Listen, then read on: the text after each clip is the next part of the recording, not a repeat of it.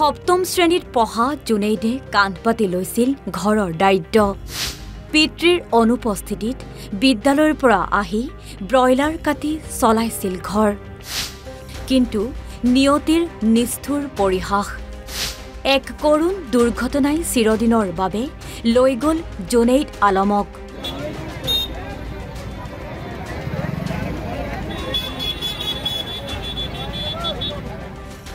হয়, কেতিয়াবা কিছুমান ঘটনা নভবাকৈ ঘটি যায় আৰু দি যায় কেতিয়াও পাহৰিব নোৱাৰা দুখ। এইজন বটদ্ৰৱাৰ জুনেইদ আলম। ঘৰৰ প্ৰথম সন্তান জুনেইদ সপ্তম শ্ৰেণীত পঢ়ে। পঢ়ি থকাৰ মাজতে কদমনি বজাৰত থকা দেউতাকৰ ব্ৰইলাৰৰ দোকানত সহায় কৰি দিয়ে। কিছুদিন পূৰ্বে দেউতাক কৰ্মৰ বাবে কেৰালালৈ গৈছে আৰু দেউতাকৰ অনুপস্থিতিত পুত্ৰ জুনেইদে দোকান চলাই পৰিয়াল পোহপাল দি আছে। কিন্তু শনিবাৰে সকলো উলট পালট হৈ গ'ল।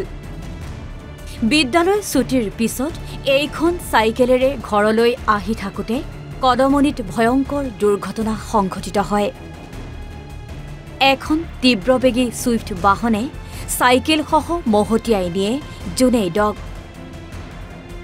ফলত থিতাতে মৃত্যু হয় ছাত্ৰজনৰ। ল'ৰাটো স্কুলৰ পৰা আহি আছে, অহাৰ লগে লগে হেঁচৰি ধৰি পুৰা ডিষ্ট্ৰিক্টত আহিছে। অহাৰ লগে লগে একেবাৰে ডাইৰেক্ট খুন্দাই দিলে। ল'ৰাটো স্কুলৰ পৰা আহি আছে, স্কুলৰ ল'ৰা।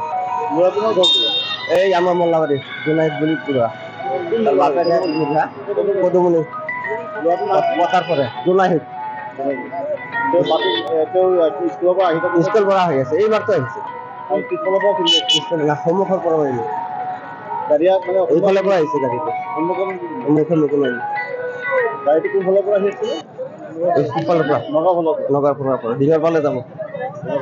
ল'ৰাজন স্কুলৰ পৰা দীঘৰপালৰ পৰা ঘৰলৈ গৈ ফাৰ্ষ্ট চাইডত বেলেগৰ গছৰ চিন আছে, বেলেগত ক'ৰ পৰা খুন্দাই ভাঙিছে। চাইকেলত লাগিলে নাভাঙে, বেলেগত তেনেকৈ যেনেকৈ দেখিছো বেলেগত খুন্দাইছে।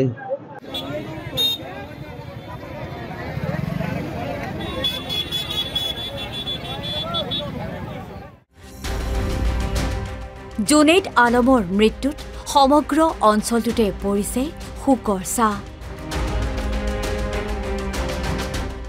বটদ্ৰৱাৰ পৰা মুস্তাফা সেলিম আহমেদৰ ৰিপৰ্ট, অসম লাইভ 24।